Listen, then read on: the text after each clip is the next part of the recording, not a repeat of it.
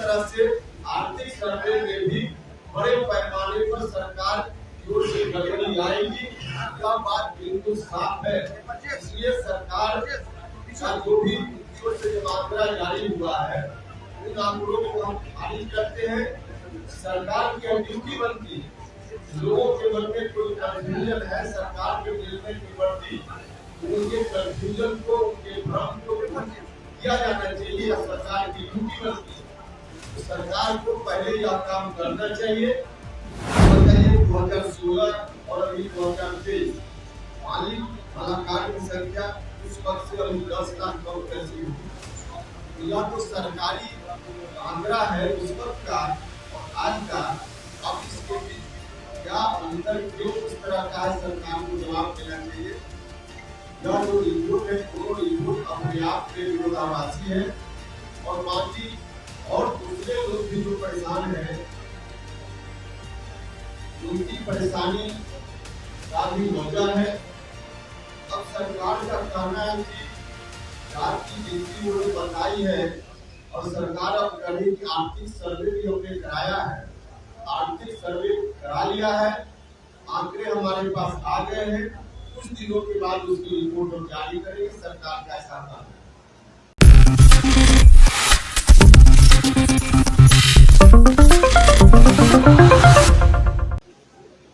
और जो डाउट की बात है, किसी एक जात या किसी खास जात विशेष की ओर से नहीं है, कई जातियों की ओर से है। और उसमें खास करके जो कमजोर वर्ग के लोग हैं, उनकी ओर से गंभीर सीरियस डाउट है। आज ही पटना के अखबार में खबर छपी है, जिस खबर के अनुसार सरकार ने 2015-16 में कुछ जातियों का आंकड़ा जुटाया था। अलग अलग कारण से सरकार जुटाती है, उन कारणों से कुछ जातियों का आंकड़ा सरकार ने जुटाया और वह जाति है बहेलिया, चंद्रवंशी और माली। इन तीन जातियों का आंकड़ा सरकार के उसी विभाग में 2015-16 में जुटाया था। सामान्य प्रशासन विभाग, जिस विभाग ने अभी जातीय सर्वे भी कराने का काम किया, सामान्य प्रशासन विभाग के द्वारा उस समय जो आंकड़ा जुटाया गया, उसका विवरण मेरे हाथ में है। उसके अनुसार बहेलिया जाति 2015 में 67,535 की संख्या थी, बहेलिया जाति 2015 में। और अभी जो आंकड़ा जारी हुआ है उसमें 8,026। अब सरकार भी 2015 में कर रही है उनकी रिपोर्ट के अनुसार बहेलिया की संख्या 67,535 और आज सरकार का दूसरा आंकड़ा कह रहा है इनकी संख्या 8,026।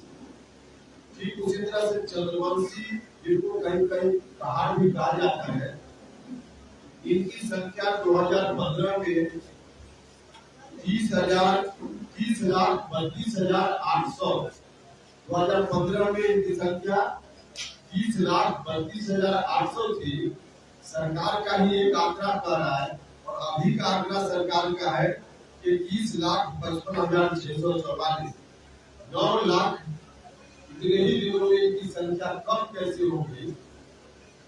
अब मालाकार, जो तीसरी जात है मालाकार, इनकी संख्या 2016 में सरकार का ही आंकड़ा है 13,15,665।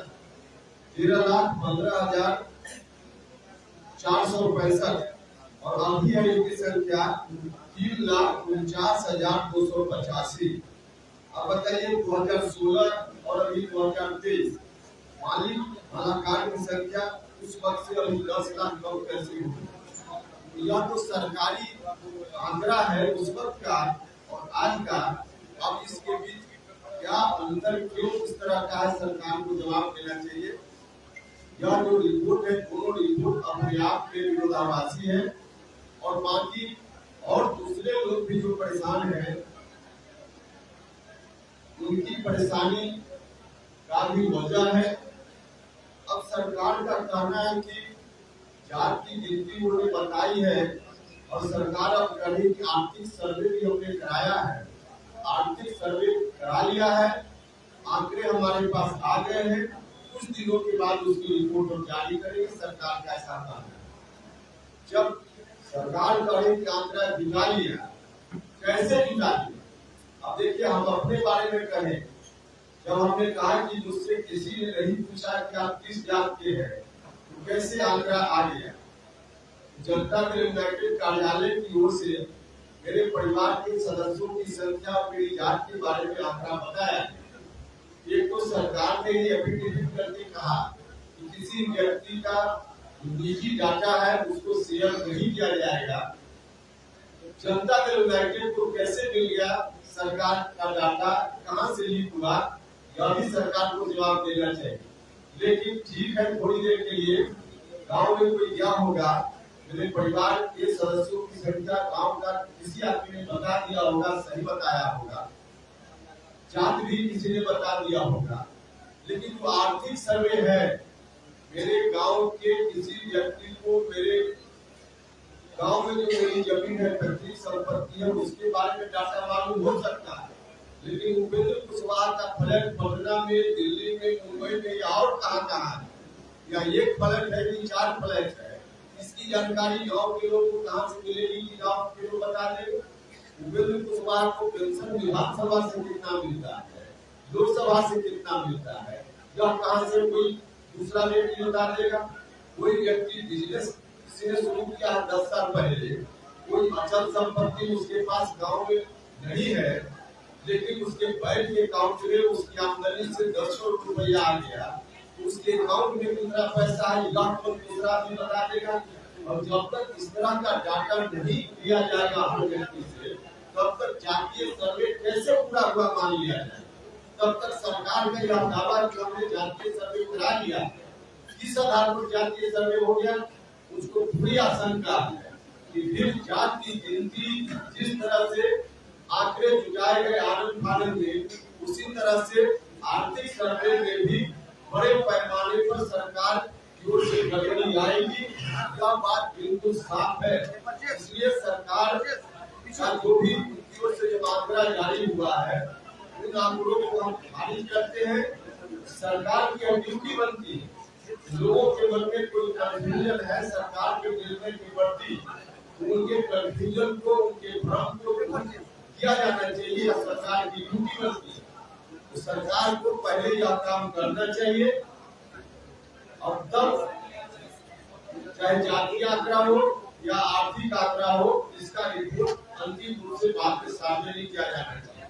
सरकार से मेरी स्पष्ट मांग है कि लोगों के कंफ्यूजन को सरकार दूर करे। कैसे दूर करे? सरकार अगर चाहेगी तो हम लोग अपना सुझाव भी देंगे। हमने कुछ सुझाव पहले दिया था, फिर सुझाव देंगे, लेकिन सरकार को यह कंफ्यूजन दूर करना चाहिए। जब तक सरकार नहीं करती है, तब तक हम लोग नहीं बैठेंगे। हम लोग सरकार के इस जाली आंकड़े के खिलाफ अपनी आवाज उठाएंगे, और इसी क्रम में हमने तय किया है कि पूरे बिहार में तमाम जिला मुख्यालयों में 11 तारीख को पार्टी की ओर से हम सरकार दिवस करने के लिए कि सरकार हमारी बातों को मानकर लोगों के भ्रम को दूर करे, आवश्यकता हो तो फिर से इसमें कराए, जो भी कुछ करना हो, और उसके बाद अंतिम रूप से जारी हो। इस मांग को लेकर के 11 तारीख को पूरे बिहार के जिला मुख्यालयों में पार्टी की ओर से धरना का कार्यक्रम होगा, और 14 तारीख को, इसी महीने की 14 तारीख को पटना में राजभवन मार्च हमारी पार्टी की ओर से आयोजित किया जाएगा।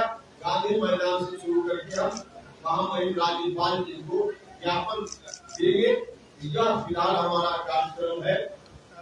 हमको लगता है कि राज्य की सरकार ने आनंद फानंद में चुनाव को ध्यान में रखकर, और एक इनके मन में जो रहता है कि देश भर में हमने पहले करा लिया, कई मामलों में हम देखते हैं तो अपनी पीठ को थपथपाने का काम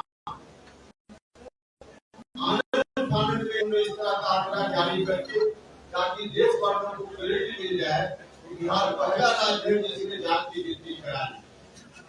तो ध्यान सीधे चुनाव है, राजनीतिक लाभ है, वहीं से जनता का लाभ इनके इस काम में बिल्कुल नहीं है। इसलिए इस तरह का आंकड़ा जारी हुआ है। यह आंकड़ा पूरे तौर पे जाली है, फर्जी है, घर में बैठकर बनाया गया आंकड़ा है, लोगों के बीच जाकर बनाया हुआ आंकड़ा नहीं है, इसलिए यह आंकड़ा सही नहीं है। हम लोग तो पहले से इस राय दे रहे हैं, हमारी पार्टी शुरुआती दिनों से इस राय की रही है, जात की गणना होनी चाहिए, न सिर्फ एक राज्य में बल्कि देश के स्तर पर जात की गिनती हो। हम लोग मांग करते रहे, यह मांग हमारी आज भी है और राज्य की सरकार जाली आंकड़ा जुटाकर कही कि हमने करा लिया, इसको हम लोग नहीं मानेगा। आपका सवाल यादव ने कहा है कि अगर आंकड़ा को बढ़ाना है कुमार जी ने अपने जाति के